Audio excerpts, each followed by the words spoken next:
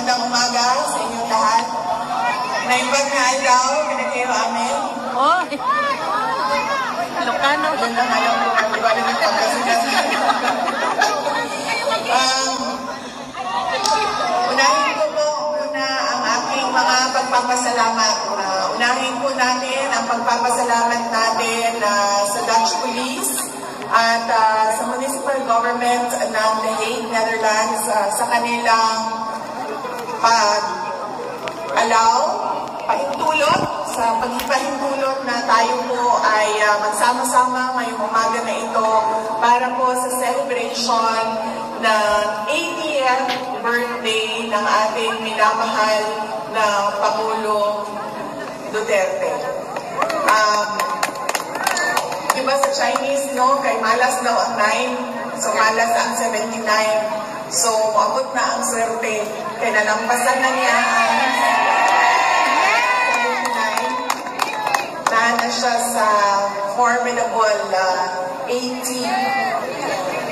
And pag pagkakaroon ni mo siya, ang iyahan ito birthday na nito, lagi, siya, saan mo naman siya, 83, siya 83 na po, 84 na po, 85 na po, anak ko sa iyang, magdaling mangka, siya kay ang 100,000 ba yan, no? So 100. So bakit ka nagmamadali? Sabi niya, kasi may 100,000 ang 100 years old sa Pilipinas. So maraming salamat sa inyo, marami sa ating mga kababayan. Nandito ay hindi taga-Netherlands, marami ang nagbiyahe. Yung iba kahapon ay nakita ko na doon sa downtown, sa city center, galing ng London, galing ng Belgium, may dumating na galing ng Germany and France. Ma'am, ano yung flag na yan? Norway, Switzerland, name the flag ito, Denmark, Sweden, Finland,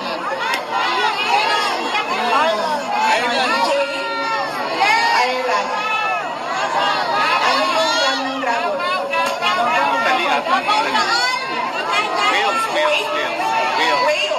Wales. Kasapaan pa sa kuwing kami. Lumalang ang flag naman. Davao, yes. So yes, maraming salamat sa inyong lahat. At maraming salamat sa mga kababayan natin doon sa Pilipinas, iba't ibang lugar sa Pilipinas na nagse-celebrate ng 80th birthday ni Pangulong Rodrigo Duterte. Ngayon lang ako nakakita ng tao na nag-birthday ng buong mundo ay meron siyang celebration sa kanyang birthday. And it shows the goodness of his heart and the love for the people. Because otherwise, the people will not love you if they don't feel the love coming from you. So thank you very much, lalo-lalo na sa ating mga kababayan na nandoon sa Pilipinas. Kanina ba sila nagsimula? Alas 2 ng hapon at hanggang daw sila matapos ang 12 midnight at matapos ang araw na ito na kaarawan ni Pangulong Duterte. At syempre, ang pagpapasalamat ko sa ating mga organizers dito sa The Hague, sa ating pagtitipon ngayon. Merong nag-apply ng permit, merong nag-organize ng ating sound system, merong nag-organize ng ating mga barikada, at marami pa silang pinagtrabahuan para mapanigurado na komportable at meron tayong time and space ngayong araw na ito para sa ating picnic celebration ng birthday ni Pangulong Duterte. Maraming salamat sa inyo, mga organizers natin. Yes.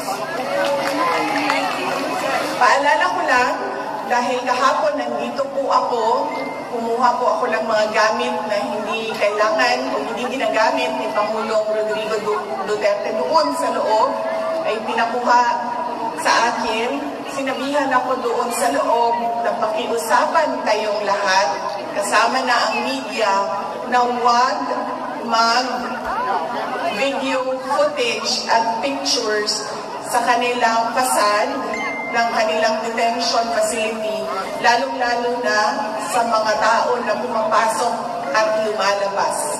Bawal po sa kanilang protocols ang videohan ang kanilang detention facility. So pakiusap ko lang, sundin natin kung anong protocol nila dito sa videotaping and sa recording and sa photography. Dahil sa ngayon, nakikita ninyo na napaka-lenient at napaka-cooperative nila sa atin at nakikita nila na, at tinutulungan nila tayo na maipakita sa mundo kung ano yung nararamdaman natin. Kaya yung mga maliliit na bagay na hingin nila na huwag dyan kayo mag-film at pag-videotape ay sundin natin. Ang susunod po ay mensahe galing kay Pangulong Rodrigo Duterte. Sinabi niya ito sa abogado kahapon at sinabihan niya ang abogado dahil hindi ko makikita si Inday Sara bukas dahil ang nakaschedule bukas ay ang aking kapatid si Veronica at si Shelito, ang kanyang mama. Sabihin ko sa lahat ng mga supporters ni Pangulong Rodrigo Duterte at sa lahat ng mga abogado na kaibigan niya to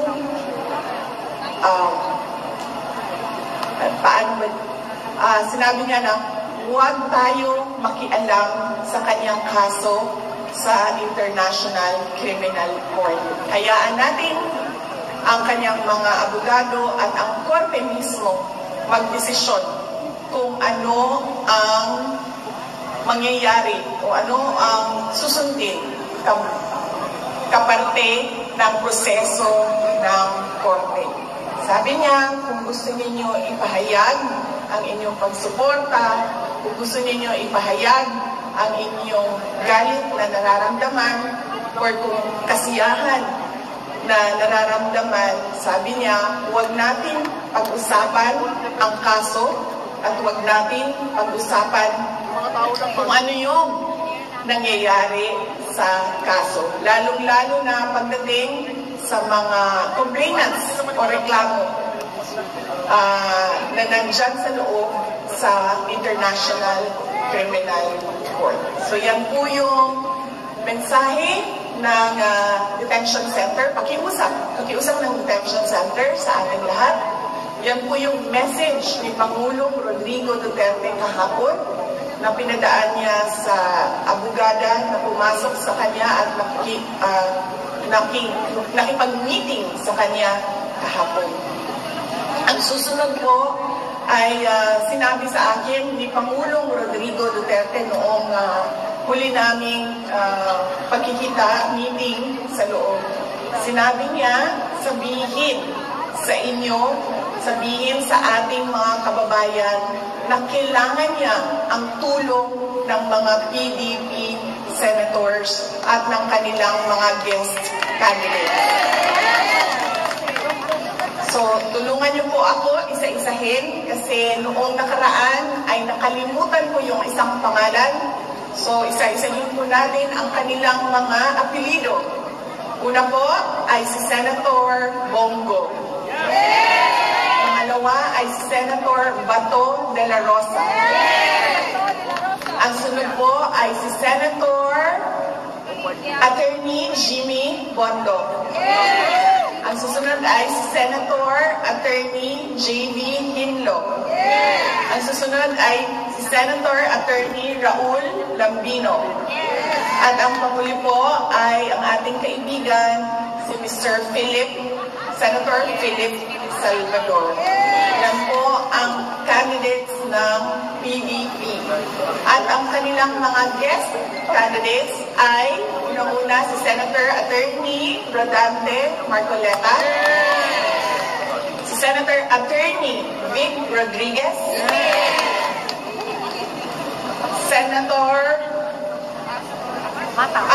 Senator Pastor Apollo Kibuloy. At ang panghuli ay si Senator Dr. Richard Mata. Yan po ang sabi niya kasi nagplano sila ng mga kampanya bago siya dinala.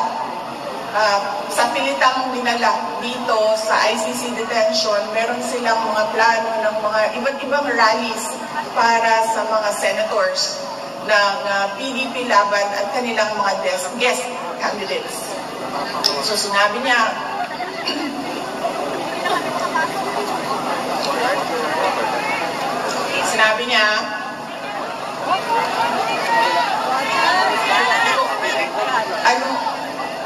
ma'am, para si PRD kung zero yon, ako Pepsi Max. Pepsi na dadali namin bukas, ma'am. Para balanse ang competition. Yes, at sinabi niya, hindi na niya magawang mga kampanya, tumayo sa stage doon sa Pilipinas at sabihan ang mga supporters kung bakit kailangan natin iboto yung 10 diretso at wala ng ibang kandidato na iboto. Kaya sabi niya, ipaabot sa inyo na kailangan niya ang tulong ng mga PDP senators at ng mga guest candidates ng PDP laban. Ang sunod po ay, actually nakalimutan ko kanina, dapat ang opening natin ay pagpapasalamat sa Diyos sa magandang araw na ito. Walang init, walang ulan, sakto lang ang lamig. At nabiyayaan tayo ng pagpahintulot o permission na magsama-sama sa araw na ito.